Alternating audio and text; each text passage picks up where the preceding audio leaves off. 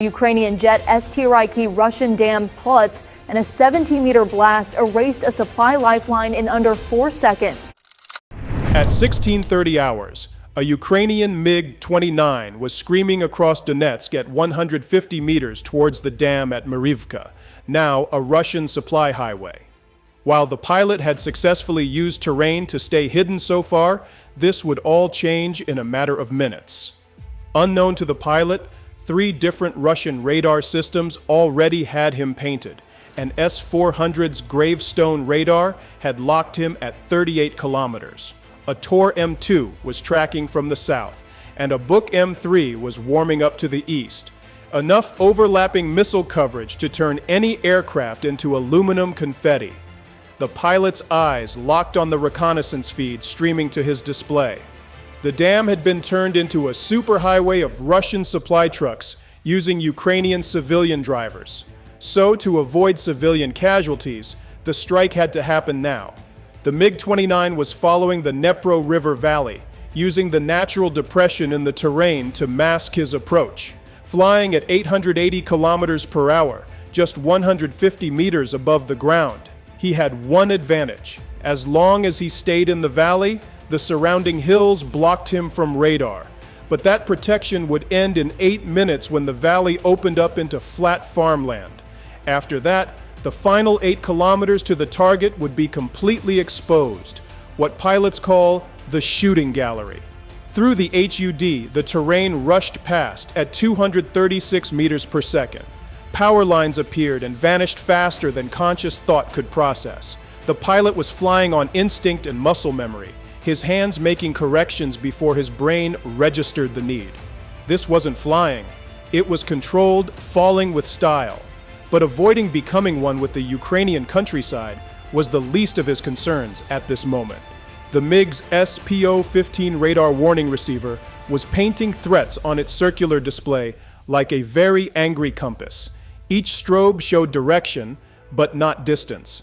Knowing someone's yelling at you, but not sure if they're in your face or in the next room. The pilot counted the pulse repetition frequency like Mississippi's between lightning and thunder. The S-400 to the northeast was giving him slow, lazy sweeps. 3 Mississippis meant roughly 60 kilometers, still searching. 2 Mississippis meant 40 kilometers, getting interested. 1 Mississippi meant 20 kilometers and was probably already launching. Right now, he was getting 2.5 Mississippis of electromagnetic attention. Close enough to worry about, but far enough to have options. That calculation drove his next decision: stay low for 8 more minutes. As the pilot was working through this in his head, his hammer bomb on his center line was running diagnostics every 5 seconds.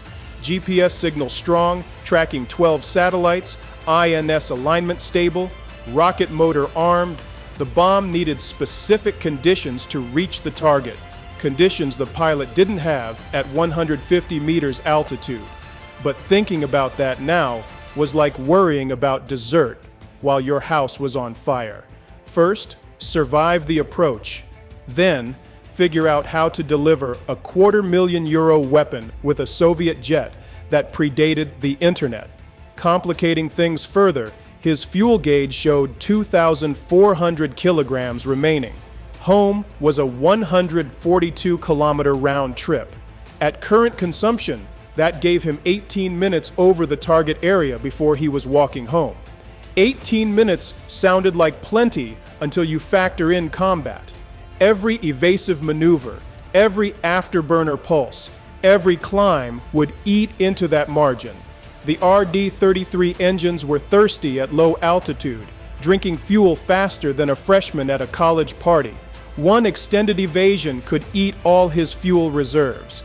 8 kilometers to the edge of the valley, 8 kilometers of safety, before entering what pilots call the shooting gallery. The drone overhead showed no vehicle movement at the dam. No helicopters inbound, no fighters scrambled yet. The pilot pushed the throttles forward slightly, accelerating to 880 kilometers per hour. Every second he saved now was a second he could spend over the target, or a second less being shot at. In combat aviation, both are counted as wins. At 1638 hours, the pilot reached the edge of the valley and discovered what radar coverage actually meant. The SPO-15 went from showing lazy search patterns to what sounded like a McDonald's kitchen during the lunch rush. 6 different emitters suddenly spiked in intensity. The S-400 that had been casually searching snapped to attention, its beam narrowing from a searchlight to a laser. The pilot had gone from invisible to center stage in half a second. The S-400's Gravestone radar locked him up at 38 kilometers. The lock tone in his headset went from intermittent chirps to a solid screech that meant missile launch imminent. Here's how the MiG knew it was in trouble. The SPO-15 radar warning receiver has antennas all over the aircraft that detect radar energy hitting the plane. Think of it like having microphones that only hear radar waves. When a radar beam sweeps past you once every few seconds, you're being searched. The SPO-15 plays slow beeps when that same radar starts hitting you multiple times per second and stays focused on you. You're being tracked. The beeps speed up. When a radar locks on for a firing solution, it hits you continuously with a narrow, focused beam that doesn't let go. That's when you get the solid tone. That means missiles are probably seconds away. The SPO-15 can even identify which type of radar it is by its unique frequency and pattern, like recognizing someone's voice. Right now, it was screaming that an S-400 had locked him solid.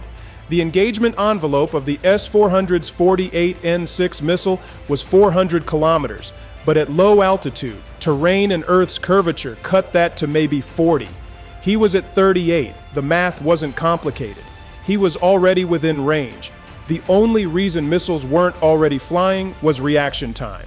Russian operators needed 8 seconds to transition from detection to launch.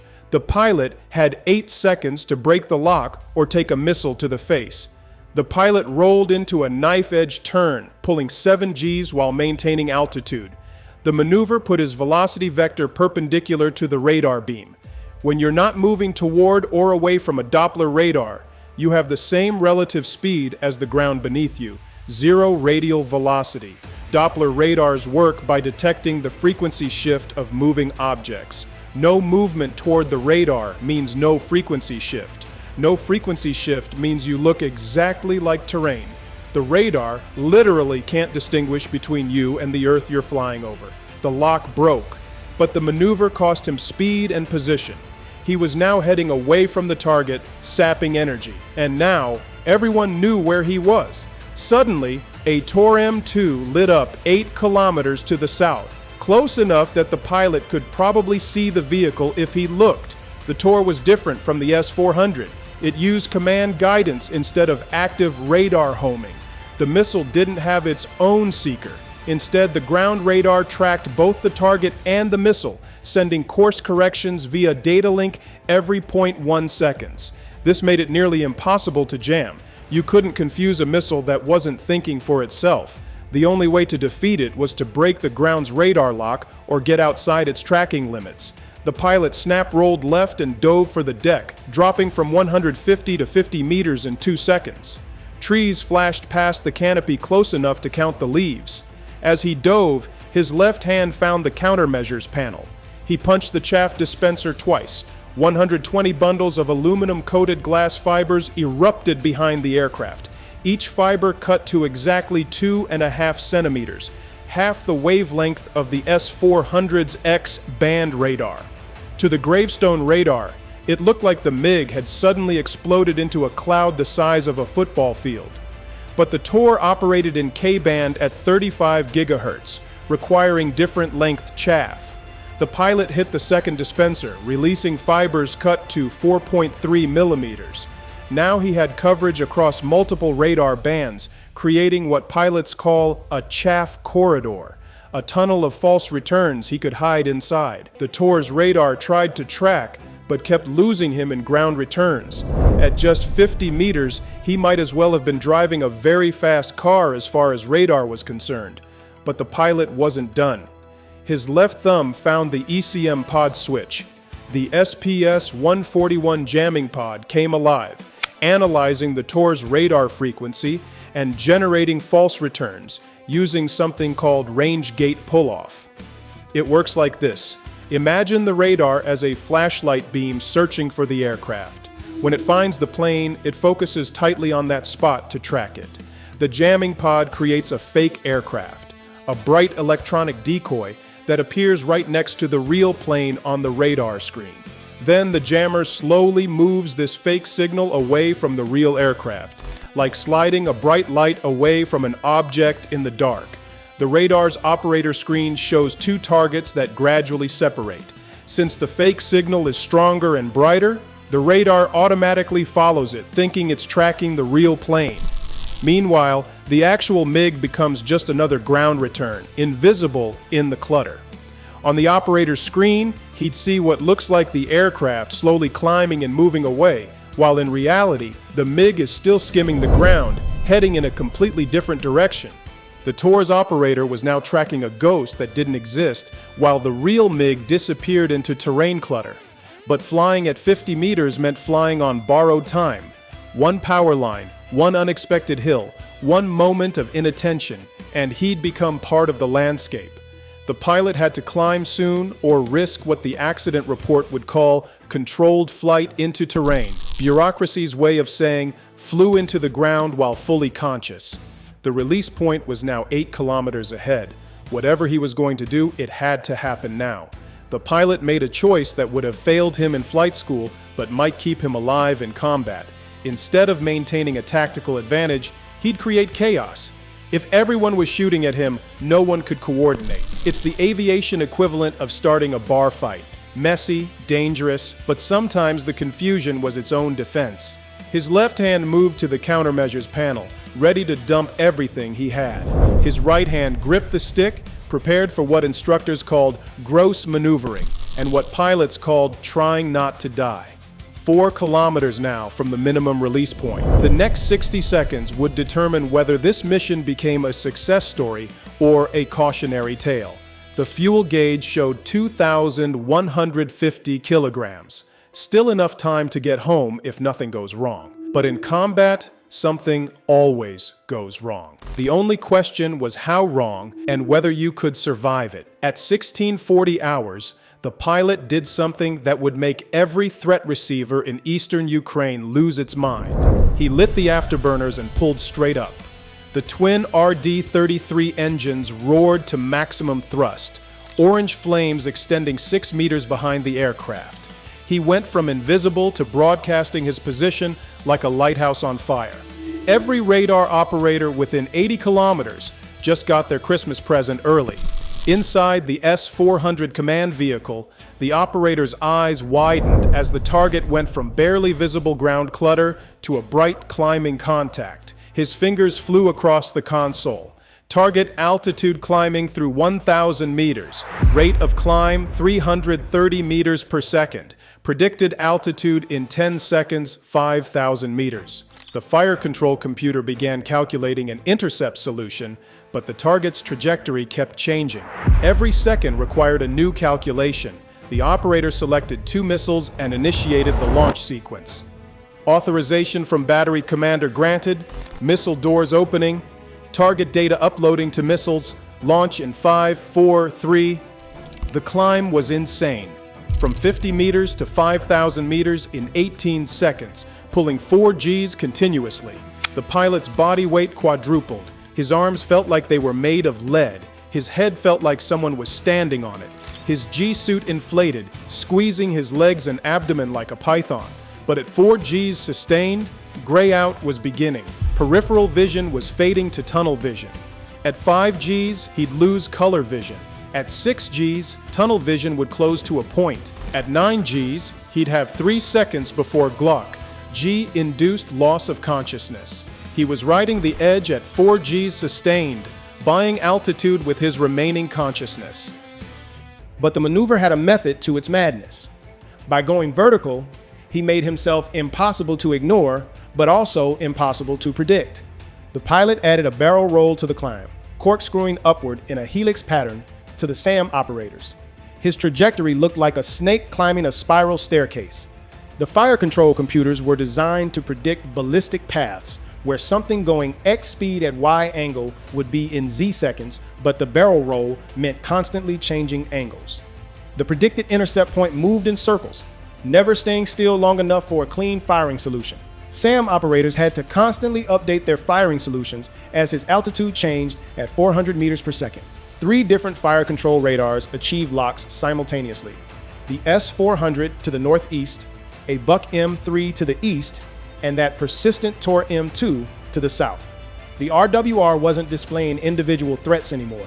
It just screamed like a rabid Karen. The pilot's response was to roll inverted at the top of his climb and pull through, creating a trajectory that looked like a child's drawing of a loop.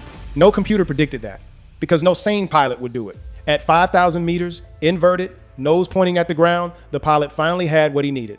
The hammer could reach the target from here, the weapon system showed green across the board, but he was also centered in 3 different engagement envelopes, with missiles probably already in the air. The SPO-15 couldn't differentiate between tracking and launch. It just screamed that an early retirement was in his immediate future if something didn't change right now. Time to either release or abort. No middle ground. The pilot rolled upright and steadied the aircraft for exactly 2 seconds. In those 2 seconds, the hammer's initialization sequence ran at electronic speed, asterisk. First, the GPS receiver verified position from 12 satellites, comparing each signal to ensure none were spoofed, asterisk. Second, the INS aligned its accelerometers with GPS data, creating dual redundant navigation, asterisk. Third, the rocket motor ran a continuity check on its igniter, asterisk. Fourth, the infrared seeker performed a calibration cycle, cooling to -40 degrees with compressed nitrogen, asterisk. Fifth, the flight control computer loaded the target coordinates and calculated optimal trajectory, asterisk. Sixth, the warhead performed a safe arm check, all green. Ready for release. Time elapsed, 2 seconds. Meanwhile, 2 S-400 missiles left their launchers, climbing at 2,000 meters per second toward his position. The 48 N6 missiles were 7.5 meters of bad news, accelerating at 30 Gs. Each carried a 180 kilogram warhead that didn't need to hit directly. A proximity fuse would detonate within 20 meters of the target, sending 24,000 fragments in a lethal sphere. Time to intercept, 35 seconds. With missiles inbound, he pressed the pickle button and felt 250 kilograms of French engineering separate from Soviet aluminum. The MiG jumped up like someone had removed a backpack, suddenly lighter and infinitely more agile. The instant the weapon cleared, the pilot rolled, inverted, and pulled toward the earth with everything the airframe could handle. 9.5 Gs, the edge of structural limits. Something in the left wing root made a sound that wasn't quite a crack, but wasn't quite nothing. He ignored it. The aircraft was bending, but not breaking. And bent was better than exploding. The dive took him from 5,000 meters to 500 meters in 8 seconds, accelerating past the speed of sound. The Mach transition was intense, to say the least. Wind was shaking the aircraft as shock waves formed and collapsed around the wings. Airspeed indicators showed Mach 1.1 and climbing. The S-400 missiles tried to follow but couldn't match the trajectory change. They'd been aimed at where he times would be times if he continued climbing or flew level. Nobody predicted a supersonic dive toward the Earth. The missile seekers tried to track but lost lock as the MiG disappeared below their minimum tracking angle. The missiles continued ballistic, searching for a target that was no longer there, before self-destructing at 8,000 meters.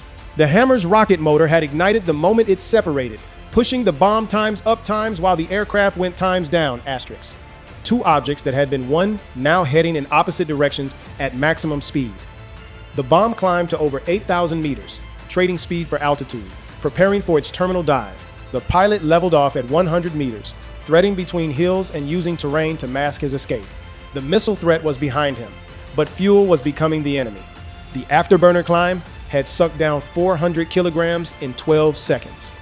Home was now a math problem with one answer: fly perfect or walk.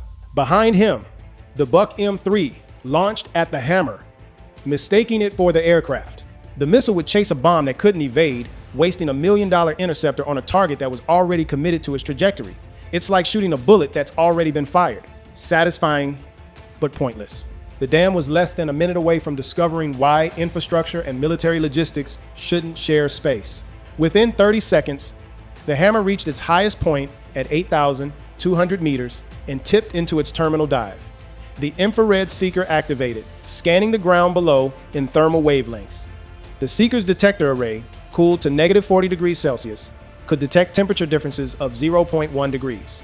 The dam appeared as a bright white line against the cool blue of water.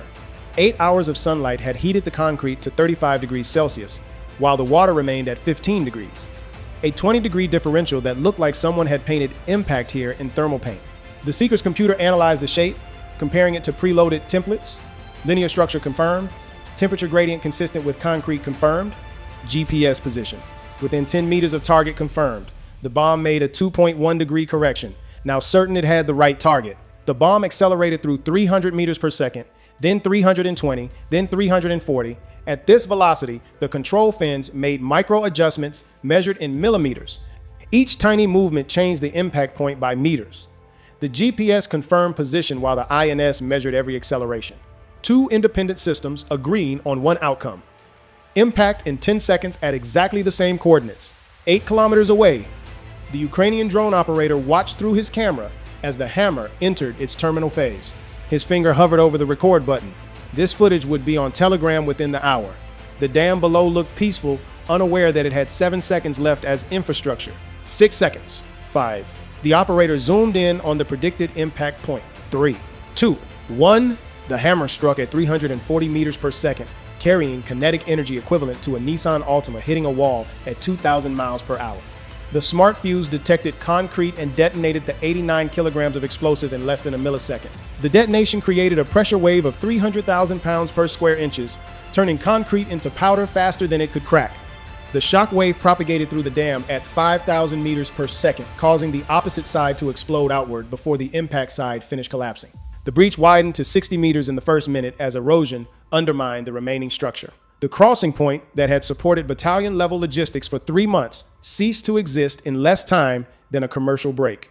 Russian supply lines just got a 47-kilometer extension they didn't budget for. Bye for now.